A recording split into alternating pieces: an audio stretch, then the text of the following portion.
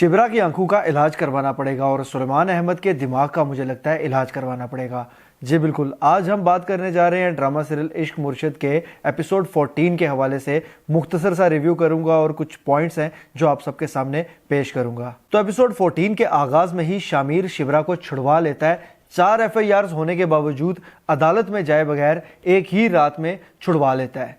Case करने वाला भी अगर केस वापस लेना चाहे, FIR दर्ज हो चुकी हो, तो अदालत में जाना पड़ता है और वो शख्स अदालत में लिख के देता है, जिसने केस वापस लिया होता है ना, जो बाकायदा सुलह कर रहा होता है, वो अदालत में लिख के देता है कि जी मैंने इस शख्स को माफ़ किया। उसके बाद जाकर वो केस ख़त्म होता है। लेकिन यहाँ पर बिल्कुल उल्टा दिखाया गया है। बहरहाल जी, मुझे ये समझ नहीं आई कि शिबरा को छुड़वाने के बाद शामिर घर क्यों नहीं गया, बल्कि समंदर किनारे क्यों जाकर बैठ गया और क्यों उसको ताज़ा हवा लगवा रहा था। शामिर की परफॉर्मेंस उसमें बड़े मज़े की थी और उसके अलावा शिबरा और शामिर के दरमियान कुछ बातचीत होती है जिससे ये चीज़ क्लियर हो जाती है कि शिबरा भी अब शामिर को पसंद करना शुरू हो गई है और ज़रा नेक्स्ट स्टेज पर मामला पहुंच चुका है इन दोनों का। काफ़ी इंगेजिंग सीन था और मुझे बहुत मज़े का लगा है। बहरहाल जी, उसके बाद शिबरा को आखिरकार शामिर घर छोड़ देता है। उसके जब शिबरा घर जाती है तो उसके वालिद जाहिर सी बात है हैरान होते हैं, पूछते हैं उससे काफ़ी सारी बातें। उस दौरान वो एक चीज़ और पूछते हैं उससे कि फजल बख्श कहाँ है। तो शिबरा जवाब देती है जी कि वो चला गया अपने गांव मुर्शिद साईं के पास। जिस पर सुलेमान अहमद, एक सादा आदमी, मासूम आदमी, बेचारा हर वक्त घर में ही रहता है,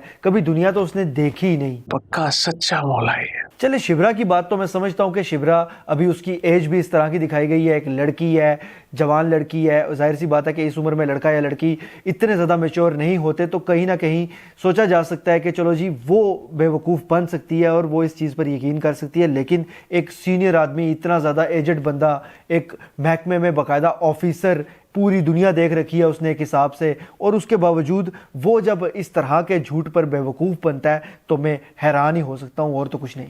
इसलिए मैंने वीडियो के शुरू में यह बात की थी कि सुलेमान अहमद के दिमाग का इलाज होना चाहिए। अब आते हैं जनाब उस सीन के ऊपर जिसके हवाले से मैंने कहा था कि शिबरा की आंखों का इलाज होना जरूरी है, क्योंकि इस सीन के अंदर हमें जो चीज ब्लर में भी बाकायदा साफ समझ आ रही है कि ये किसकी तस्वीर है, वो शिबरा को जिस जगह से वो एंटर होकर गुजर के आई है, और बाकायदा वो तस्वीरें दोनों की दोनों सामने लगी हुई थी, वो देखने के बावजूद नजर नहीं आई। जी बिल्कुल, ये देख सकते हैं आपके जहां से शिबरा एंटर हो रही है, अगर इसी तरफ से आया जाए तो सबसे पहले इन्हीं तस्वीरों की तरफ नजर जाती है, क्योंकि जाहिर सी बात है इंसान सीधा देखते हुए आमतौर पर चलता है। तो सबसे पहले इन 2 तस्वीरों की तरफ नजर जानी चाहिए थी, उसके बाद शिबरा को टर्न लेकर कमरे के अंदर दाखिल होना चाहिए था। लेकिन शायद शिबरा ने आंखों पर पट्टी बांध कर रखी थी, जो कि हमें तो वीडियो में नजर नहीं आ रही। तो फिर इस चीज से यही अंदाजा लगाया जा सकता है कि शिबरा की नजर इंतहाई कमजोर है और उसको नजर का इलाज करवाने की जरूरत है। या फिर इस ड्रामा के मेकर्स ने हमारी नजर को कमजोर समझा हुआ है या हमारे दिमाग को कमजोर समझा हुआ है,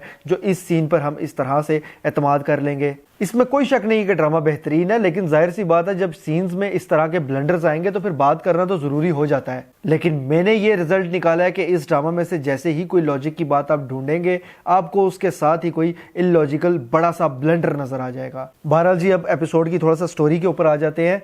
ये चीज़ तो क्लियर हो चुकी है कि शिबरा शामिर को पसंद करना शुरू हो गई है बाकायदा तौर पर, लेकिन उसके साथ साथ शामिर के बारे में भी अभी दिखाया जा रहा है कि उसको भी उसका ज़मीर मलामत करना शुरू हो गया, क्योंकि वो लगातार उन सब से झूठ बोली जा रहा है, सुलेमान अहमद से भी, शिबरा से भी और उसकी वालिदा से भी। तो जाहिर सी बात है कि उसको इस चीज़ पर मलामत होना शुरू हो गई है और शामिर खुद भी ये चाहता है कि मैं अब सच बोल दूँ। तो अब सच शामिर कब बोलेगा, अगले एपिसोड में या उससे अगले एपिसोड में? मुझे ऐसा लगता है कि शामिर के हकीकत बताने से पहले ही कुछ ऐसा वाकया होगा कि शिबरा को उसकी असलियत किसी और जरिए से पता चलेगी, जिसकी वजह से थोड़ी देर के लिए इनकी जो लव स्टोरी शुरू हुई थी इसमें खराबी पैदा हो जाएगी। बहरहाल ये आने वाले एपिसोड में ही पता चलेगा। फिलहाल इस एपिसोड की अगर बात की जाए तो ये ओवरऑल एपिसोड मुझे बड़े मज़े का लगा है और मेरा दिल था कि ये ख़त्म ही ना हो, इस तरह का ये एपिसोड था। और इस दफ़ा वाकई में मुझे पूरे तरीके से मज़ा आया और दिल कर रहा था कि ये हफ्ते में 5 दिन या 6 दिन आए और इसको देखा जाए इसी तरीके से। ज़रा बोरियत फील नहीं हुई और पूरे तरीके से मैं इस एपिसोड को इंगेजिंग समझता हूँ। बहरहाल जी, मैं आप सबसे भी एक बार पूछूंगा कि क्या शिबरा को अपनी नज़र का इलाज करवा लेना चाहिए या मेकर्स को अपनी गलतियाँ दुरुस्त करनी चाहिए थी, या हमें अब अपना स्टैंडर्ड थोड़ा सा गिरा लेना चाहिए और हर बात पर लॉजिक नहीं देखना चाहिए, बल्कि इलॉजिकल जो हो रहा है चलते रहने देना चाहिए। एपिसोड जितना मर्जी मजे का हो, लेकिन वो गुस्सा मेरा अपनी जगह पर कायम है। बहरहाल जी, अगर इस एपिसोड को मैं रेट करूं तो मैं करूंगा 10 में से 9.5, बहुत नजदीक है 10 आउट ऑफ 10 के, क्योंकि ये बड़े मजे का एपिसोड था और एंगेजिंग था। आपको ये एपिसोड कैसा लगा और आप इसके हवाले से क्या राय रखते हैं मुझे कमेंट्स के जरिए लाजमी बताइएगा। अगर ये वीडियो आपको पसंद आती है तो इसको लाइक कीजिए, शेयर कीजिए और ऐसी मजीद वीडियोस के लिए चैनल को सब्सक्राइब करना मत भूलिएगा। बेल के आइकन पर क्लिक करके ऑल पर लाजमी क्लिक कीजिएगा। अल्लाह हाफिज़।